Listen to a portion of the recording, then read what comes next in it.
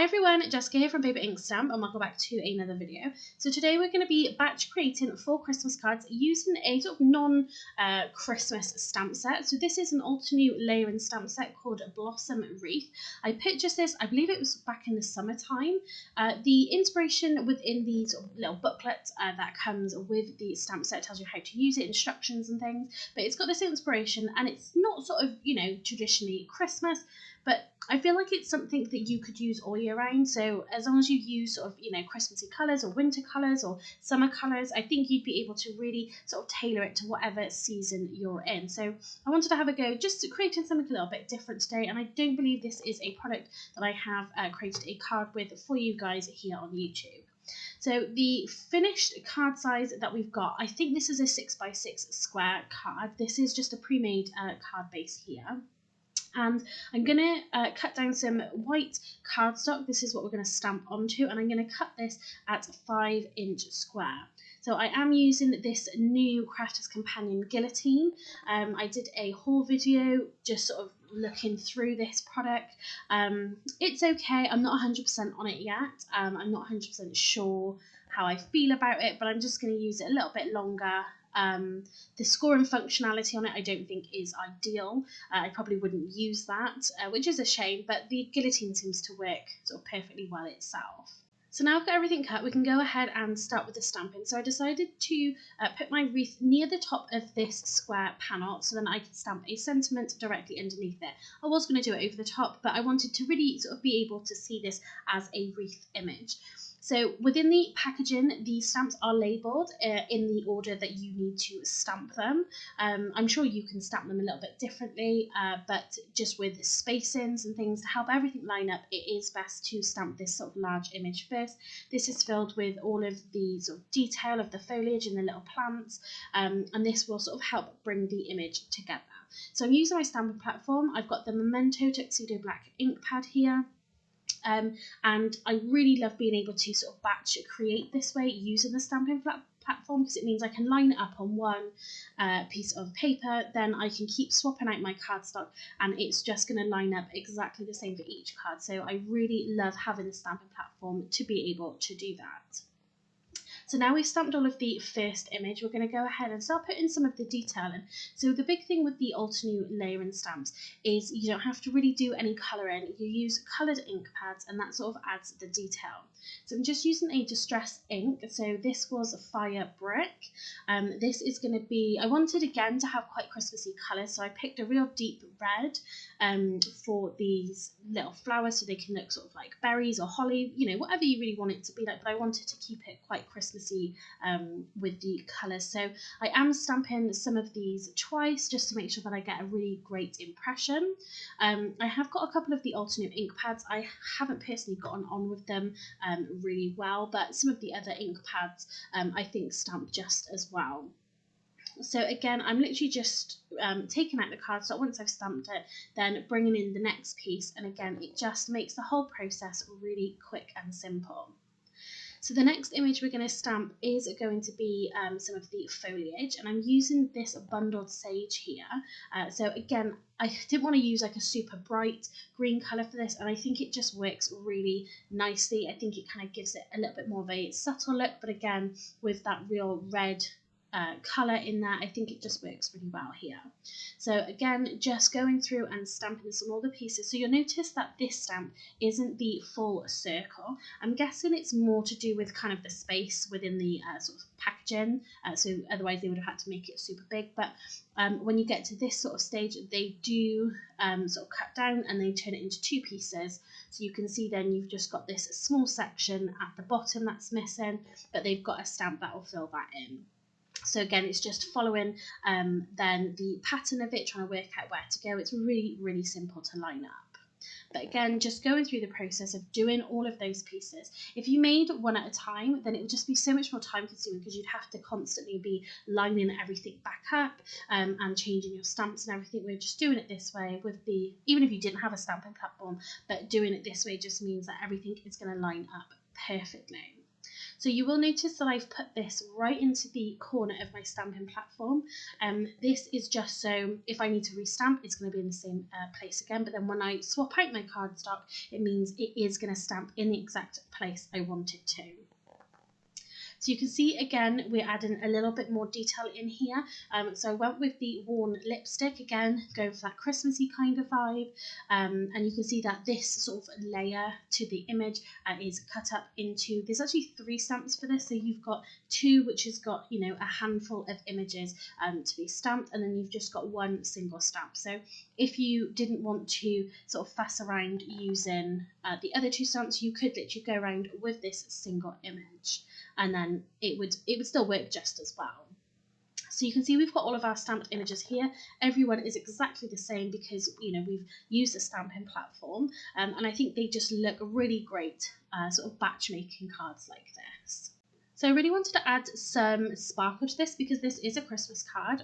So I decided to get out my Versamarker. So this is a pen. It's basically got the same sticky clear ink as the sort of embossing ink pads have, but it's just in a pen form. And this is really great just for adding sort of detail in really sort of specific areas. So all I've done is picked a couple of gaps within the wreath itself, and then I've just done some dots. I'm going to do this still in that batch making process. So I'm going to do the dots, add the embossing powder, and then just pop that to one side. Then I can heat set them all at the same time. So there are lots of other embellishments you could add to your wreaths to create a little bit more dimension. So you could use things like Nouveau drops, you could use just sequins, things like that, just to add a little bit of interest and a bit of dimension to your wreaths really. But I wanted to keep this kind of as clean and simple as possible. So now again, following that batch processing, I am just heat setting all of these. So now we've got this wreath image finished, we're going to stamp our sentiment. So I wanted a longish sentiment to go along the bottom. I wanted it to fill the gap.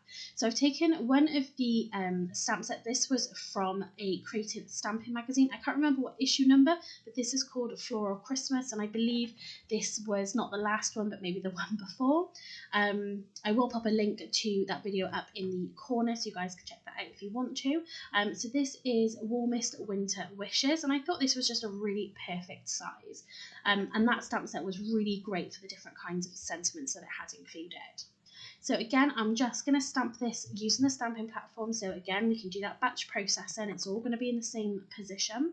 I'm using the Tuxedo black ink pad again, and I'm just going to use some clear embossing powder just to add a little bit of shine and just a little bit more interest to these cards. So again, I'm going to add the embossing powder, pop it to one side, and then start with my next one. And then afterwards, I can go in with my heat tool. It means then as well it's going to be heated up for a little bit longer, and it's then just going to melt it all so much quicker. So that's kind of that sort of card section done. So I want to matte and layer this. Again, I want to add a little bit more interest. So I'm going to take some Miri card. So I'm going to take some red and green. So I've got 2 sheets of each. So I'm going to do 2 with the red and 2 with the green. I'm going to cut this to 5.5-inch square. That's going to give me a really nice thicker border, and it's going to give us just a really lovely matte layer where then you're able to see kind of that beautiful mirror sort of shine from this cardstock. So I think this cardstock literally came from the range. I don't think it was very expensive. It came of multiple colours in there.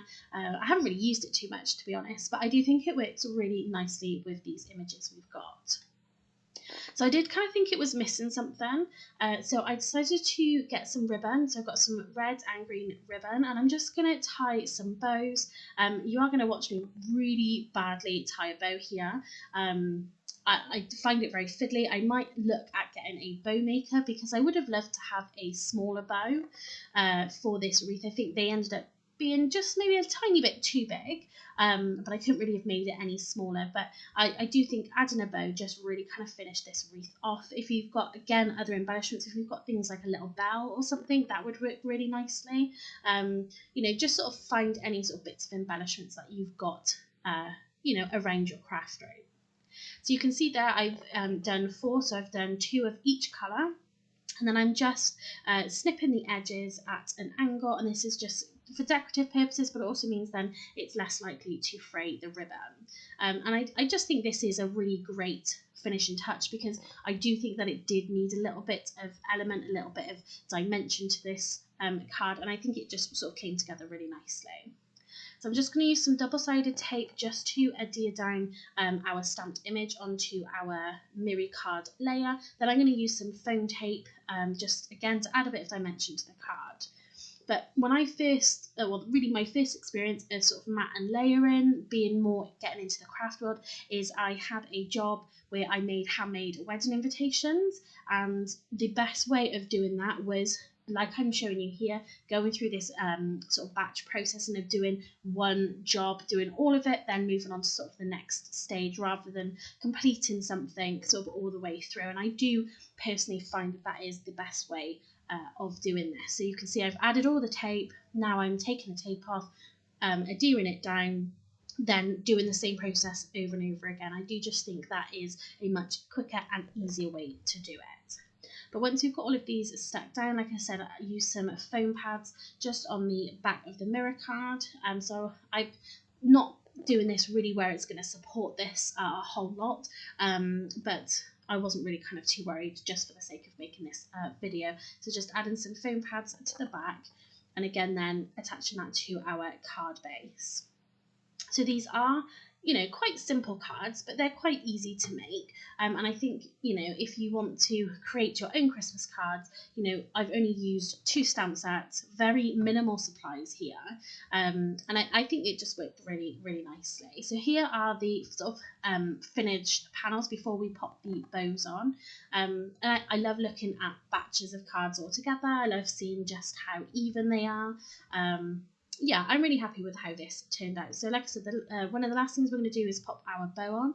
So I'm just going to take some regular liquid glue here. Just going to put a little bit on the back. So if I was doing this and sending these out, maybe I would get the hot glue gun out just to make sure those bows stay on. But then just to help that stick down, I'm just popping one of my acrylic blocks on the top, and that's just going to sort of give a little bit of pressure and help those bows really sort of stick to our cardstock. But now that I'm looking at it, I think actually maybe the bows are a really great size, but I definitely think that I might look at getting a bow maker. So the last thing I'm going to do on these cards is just add some self-adhesive gold gems just on either end of the sentiment, and I think that's just going to really sort of finish this off nicely. So that is then really these cards all finished. So I really just wanted to sort of show you a way of using a non-Christmas image, stamped image, and turning it into, you know, something a little bit more festive that you could use all year round. And hopefully, again, just sort of showing you that batch creating process and really just sort of showing you how easy it is to do. But I really wanted to create just some easy, quick, simple Christmas cards. You don't need a lot of products to create this, and I do think that they came out really, really great. So if you did like this video and you like the cards, then please give this video a thumbs up and leave me a comment down below. If you haven't subscribed to my channel already, please do so you don't miss out on any future videos. I'm super close to getting this channel monetized, so if you aren't a subscriber to my channel and you do watch my videos, please hit that subscribe button. It really is going to help to support this channel and to allow it to grow. So thanks very much for watching, and happy crafting.